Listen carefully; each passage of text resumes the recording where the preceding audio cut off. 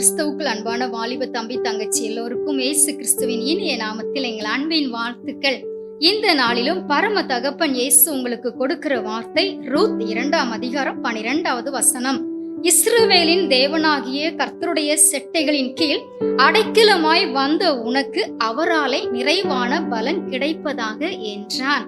எனக்கு அன்பான வாலிப தம்பி தங்கச்சி, அன்றைக்கு ரூத் தன் மாமியாரிடம், நீர் போகும் இடத்திற்கு நானும் வருவேன், நீர் தங்கும் இடத்தில் நானும் தங்குவேன், உம்முடைய ஜனம் என்னுடைய ஜனம், உம்முடைய தேவன் என்னுடைய தேவன் என்று வாய் சொல்லோடு அன்று விட்டுவிடவில்லை.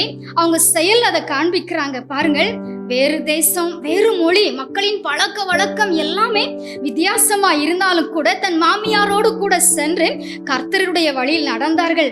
தன் மாமியாருக்கும் தனக்கும் ஆகாரத்திற்காக வயல்களிலே கதிர் பொறுக்க அந்த ரூத் செல்றாங்க.